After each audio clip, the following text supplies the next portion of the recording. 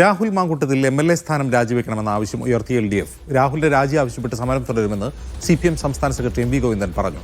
ഉപതെരഞ്ഞെടുപ്പിനെ ഭയക്കുന്നില്ലെന്നും LDF convener TP Ramakrishnan ഡൽഹിയിൽ പറഞ്ഞു. കേരളം മുഴുവൻ ഒറ്റക്കെട്ടായിട്ട് കോൺഗ്രസുകാർ ഉൾപ്പെടെ അതിശക്തിയായിട്ട് ആവശ്യപ്പെട്ടത് രാഹുൽ മാങ്കൂട്ടത്തിന്റെ MLA സ്ഥാനം രാജിവെക്കണം എന്നുള്ളതാണ്. ഞങ്ങൾ എല്ലാ കാലത്തും ഇങ്ങനെ തന്നെയാണ് ആവശ്യപ്പെട്ടത്. ഇപ്പോൾ സമരം നടത്തിക്കൊണ്ടിരിക്കുന്നുണ്ട്.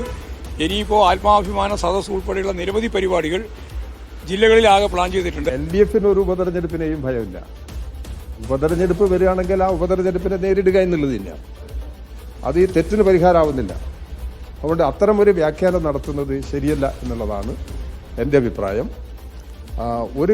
ഒരു സാഹചര്യത്തിലും ഉപതെരഞ്ഞെടുപ്പിനെ ഭയപ്പെടുക എന്ന നിലപാട് ഇടതുപക്ഷ ജനാധിപത്യ മുന്നണി സ്വീകരിച്ചിട്ടില്ല.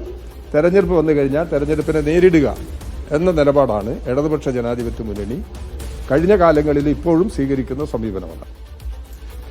സേഫ് സൈലാബ്ദീൻ വിവരങ്ങളുമായി സേഫ്, ഇക്കാര്യത്തിൽ ഇനി LDF-ന്റെ പ്ലാൻ എന്താ?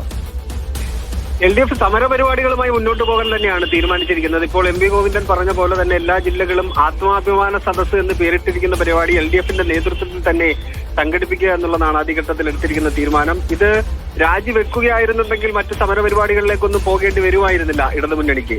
ഒരുപക്ഷെ ഒരു രാഷ്ട്രീയമായി അതിനെ വലിയ രീതിയിൽ പ്രയോജനപ്പെടുത്താൻ കഴിയുന്ന ഒരു അവസ്ഥയിലേക്കാണ് കാര്യങ്ങൾ എത്തിച്ചേർന്നിരിക്കുന്നത്. സസ്പെൻഷൻ കൊണ്ട് ആ വിഷയം, ആ രാഷ്ട്രീയ വിഷയം അതങ്ങനെ നിന്നുപോകും. അത് ഇടയ്ക്കിടയ്ക്ക് ഇങ്ങനെ ഉയർത്താം എന്നുള്ള രാഷ്ട്രീയ ആയുധമായിട്ട് അത് ഉപയോഗിക്കാം എന്നുള്ള തീരുമാനം LDF നേതൃത്വം എടുത്തിട്ടുണ്ട്. ആദ്യം സമരപരിപാടികൾ സംഘടിപ്പിക്കുക എന്നുള്ളതാണ്. എല്ലാ ജില്ലയിലും സംഘടിപ്പിക്കുക. അതിനൊപ്പം തന്നെ പാലക്കാട് ജില്ലയിലേക്ക് വരികയാണെന്നുണ്ടെങ്കിൽ, മണ്ഡലത്തിലേക്ക് വരികയാണെങ്കിൽ DYFI വലിയ പ്രൊട്ടസ്റ്റ് സംഘടിപ്പിക്കാൻ വേണ്ടി തീരുമാനിച്ചിട്ടുണ്ട്. MLA എന്ന നിലയിൽ ഒരു പരിപാടിയിലും രാഹുലിനെ പങ്കെടുപ്പിക്കേണ്ടതില്ല എന്ന തീരുമാനമാണ് DYFI എടുത്തിരിക്കുന്നത്.